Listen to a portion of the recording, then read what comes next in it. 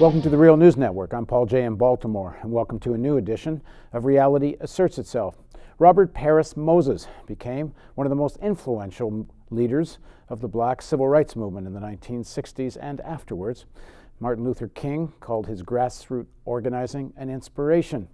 Moses is one of the leaders of the 1964 Mississippi Freedom Summer Project. He was also an organizer for the Mississippi Freedom Democratic Party in 1964.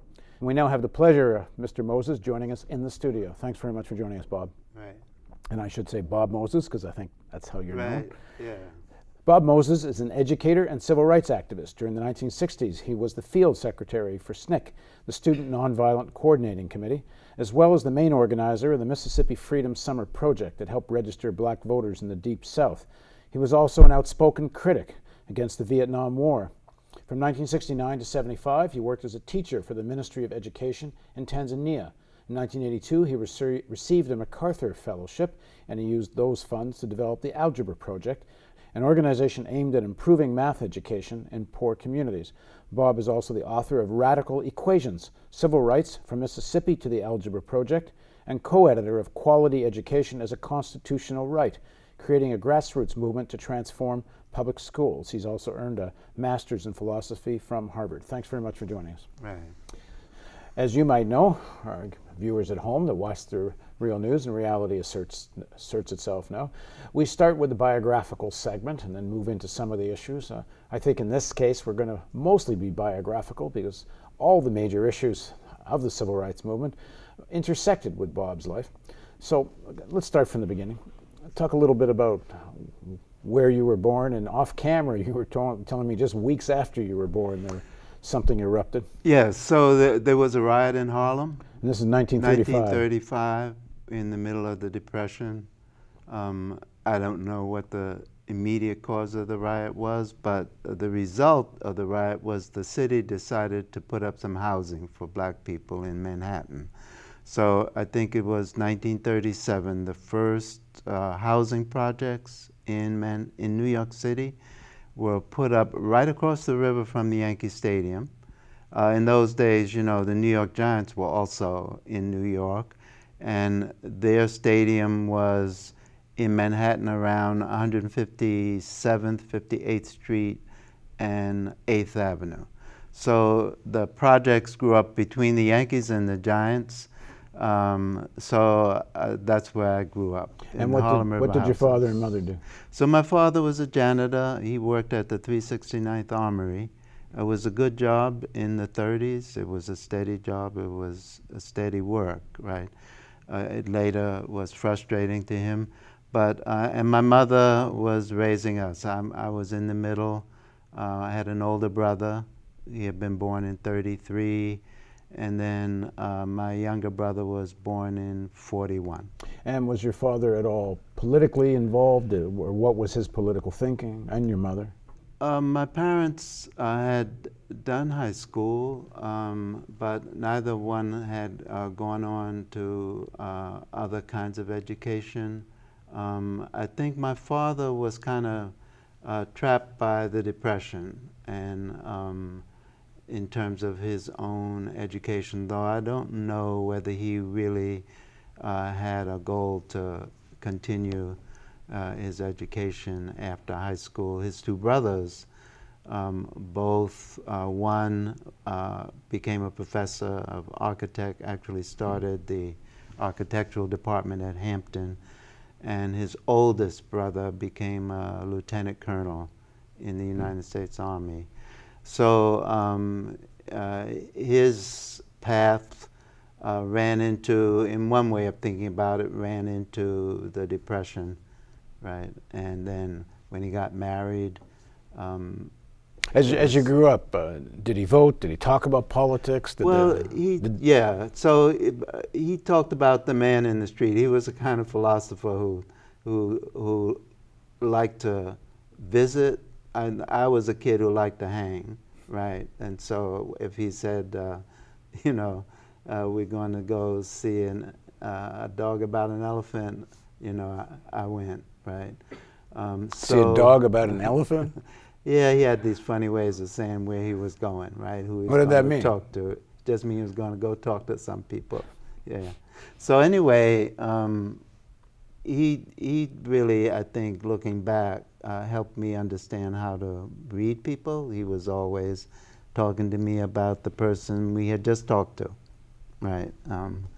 He had a way of thinking about whether people lived up, whether what you saw was what was there, and whether what you heard was what was real, right? And so he was always, engaging. He was really, in some sense, gregarious, right? He liked to talk to people.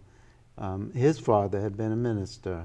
Actually, my grandfather was vice president of National Baptist Convention, a Garvey supporter in the 1920s, right? And so he had grown up in a kind of environment, but we didn't really hear that as we were growing up. It wasn't active. So he talked about Pan-Africanism or not? It wasn't part of his It wasn't conversation. part of the conversation at home. And the neighborhood you grew up in, was it all black, mostly black? No, Harlem in those days was all black. Harlem River Houses was all black. I think there was one interracial couple in the projects. Black, working class. So, I mean, most everybody, a lot of two-family homes. There were single mothers, but there were a lot of two-family homes, mostly two-family homes. But it was a real community. It was a real community up through World War II, right? Actually, we organized, we had Mr. Plummer was he actually was a pitcher in the Negro Leagues, right?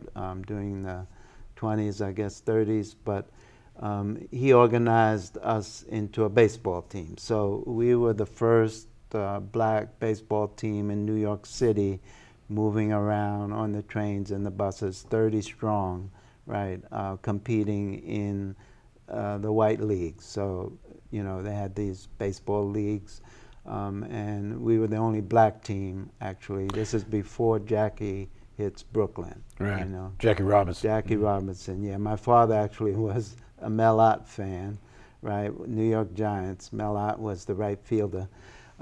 So when he told me, I was a young kid, that he had to switch to Brooklyn and pick up Jackie, I knew something really monumental had happened, right? And when, I mean, obvious, I guess it's obvious as you grow up that there is a black world and there is a white world. Well, it hits me first. Uncle Bill decided he was going to enter into the competition for Virginia's pavilion at the World's Fair, which happened in New York City, I think in 1939, right?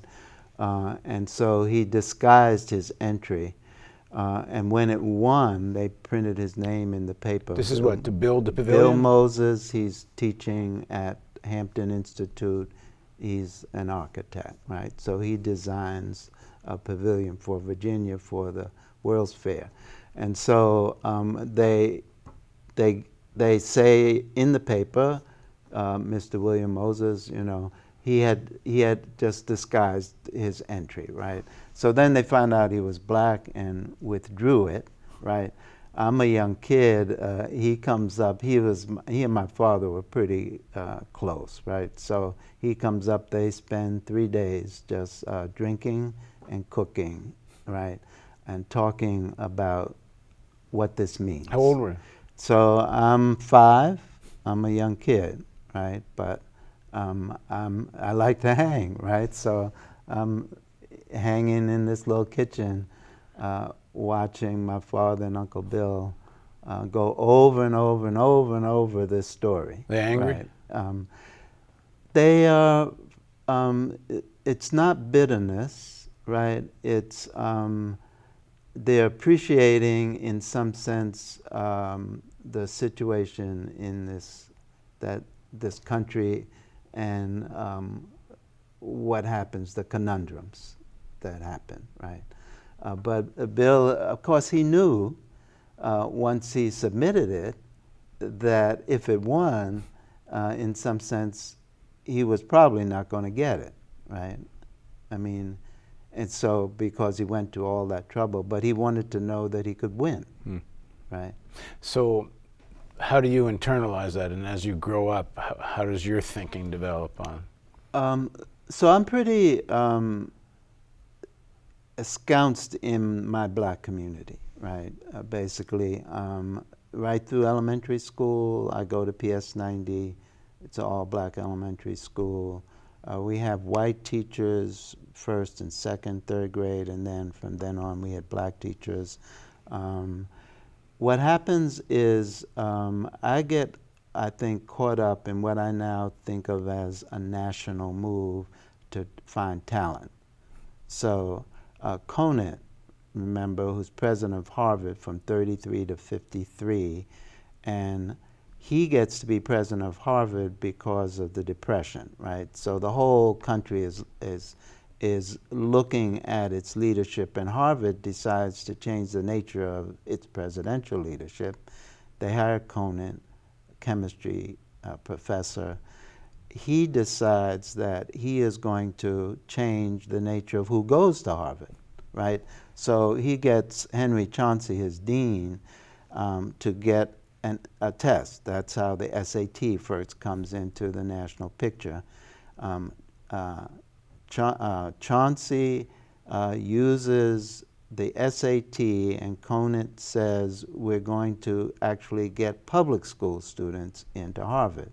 So, of course, before they had to get in through the College Board, which had an exam that the Ivy League students and the institutions and the private schools had arranged. So you had to go to private school really to pass that test to get in. So then, so all through the 30s, the Ivy Leagues begin to get public school students. Then you have World War II, and Conant sets up ETS, the Educational Testing Service, and then also looks, I think, begins the notion we need to look for talent, right? So I'm graduating from the 6th grade, 1947, PS 90 in Harlem. I'm scooped up and put into a junior high school. They take 2 kids from every 6th grade class in Harlem and the South Bronx and put us all together and tell us we're going to finish junior high school in 2.5 years instead of 3, right? But we get some good teachers. I get a German teacher to teach algebra, right? And so my older brother had already passed the test and gone to Stuyvesant. That was an exam school, right? There's Stuyvesant, Bronx Science, and Brooklyn Tech.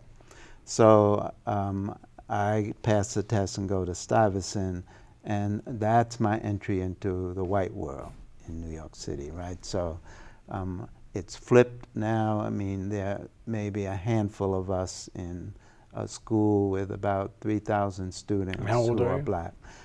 So 1949, 14. And you're now getting an elite education. 15, yes. I'm beginning this.